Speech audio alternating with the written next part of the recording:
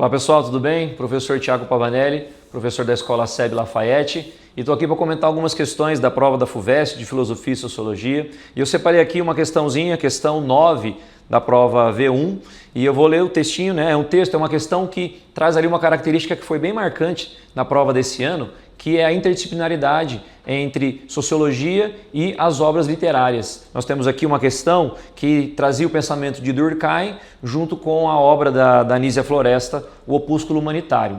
Era uma questão que exigia uma leitura atenta do aluno, mas que também exigia um conhecimento tanto da obra como também do pensamento do Durkheim. Então vamos lá que eu vou ler o texto para a gente ver qual que é a alternativa correta.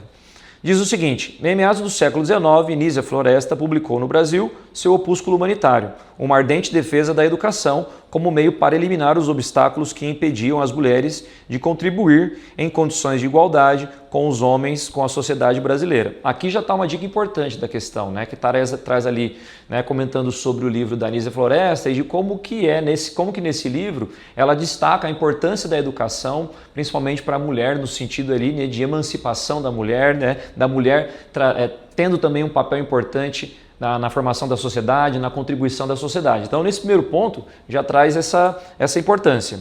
E aí, continuando. Para tanto, contrapõe o estado da educação das mulheres nas nações ditas civilizadas e cultas ao péssimo estado da educação pública e privada, religiosa e laica no Brasil, assumindo que a educação é uma expressão do grau de civilização das nações e muito influente sobre sua moralidade.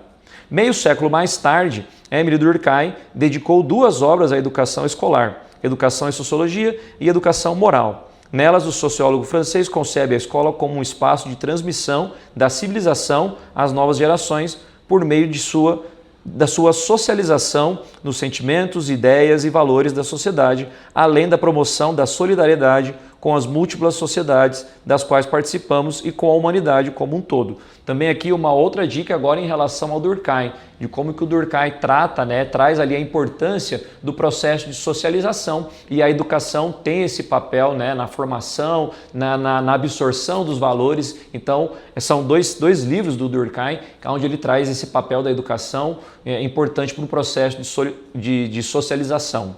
Continuando então, olha só, ao funcionar como uma forma de vinculação às normas sociais, por meio de uma compreensão racional da moralidade que subjaz a esses sentimentos, ideias e valores, a escola seria também um espaço de produção de autonomia. Mas para que assim seja, esses sentimentos, ideias e valores deveriam ser justificáveis exclusivamente pela razão, sem invocar princípios religiosos que são exclusivistas. É correto afirmar que em seus escritos sobre educação, Durkheim e Floresta convergem ao, né? Então, a questão pedia, né, para a gente convergir de alguma maneira o pensamento da Anísia Floresta e do Durkheim. Apesar do Durkheim não tratar, né, sobre as mulheres, de alguma maneira o pensamento da Anísia Floresta e do Durkheim vão convergir, e a questão tratava sobre isso. A alternativa correta é a alternativa C, onde traz o seguinte, indicar a função da escola de integrar seus estudantes às normas e valores morais característicos de uma sociedade para permitir com que ela contribuam. Se o aluno compreendesse o livro da Anísia Floresta e compreendesse o pensamento de Durkheim, conseguiria responder a questão. Se ele não tivesse ali uma noção muito grande sobre isso, pela leitura do texto, também daria para responder a questão, porque o texto ele puxa ali, né, para esse ponto, para esse papel importante da educação como um processo de socialização e de absorção das normas. Bom, pessoal, então olha só, agora uma outra questão, uma questão de sociologia também, a questão 41, que é uma questão que fala sobre o carnaval, uma questão bem legal, o papel que vai trazer ali sobre o papel político do carnaval, né? O carnaval como uma forma de expressão artística, então bem legal, que exigiu uma leitura atenta, mas que também daria ali pelo próprio texto direcionar a resposta. Vamos lá, o texto diz o seguinte: o carnaval, para além de ser a mais importante manifestação cultural brasileira, é o exercício concreto e sensível de vários direitos conquistados e consagrados. Então aqui já coloca o carnaval como uma expressão, né, das conquistas dos direitos ao longo aí, né, da história da nossa sociedade. Ele celebra o direito à cidade, à manifestação, à associação e o direito à liberdade de expressão. Como festa pagã e sincrética, afirma o direito à liberdade religiosa sem ser proselitista e, como representação cultural, amplia o espaço cívico para combiná-lo com festividade, criatividade e liberdade artística e cultural. O carnaval, nas suas diversas facetas, é político e essa característica não aparece somente nos debates promovidos através da festa, mas também pela possibilidade de desfrutar de uma vida livre de censura de qualquer tipo por parte de pessoas de todas as regiões do país em suas mais distintas realidades. Ocupar as ruas é um ato político. O lazer e a folia em espaço público, o exercício do direito à fruição de produzir e consumir conteúdos culturais diversos também são. É ainda mais relevante o ato de externalizar e amplificar histórias, memórias e narrativas sobre grupos historicamente silenciados no país, como as populações negra, indígenas e de tantas outras comunidades tradicionais. Então, também trazendo o carnaval como uma forma de expressão, de culturas marginalizadas dentro da sociedade brasileira, como os negros, indígenas, enfim. A manifestação política, através de brincadeiras, danças, marchinhas, cantos e fantasias, é das formas mais sublimes de expressão da aliança entre luta social, cultural e expressão estética. É a possibilidade de brasileiros e brasileiras encontram de, lutando por meio da arte, fazer ecoar uma voz esquecida no cotidiano. Então, um artigo aí, de 2024 que está tratando sobre a importância do carnaval. Olha o que diz o comando.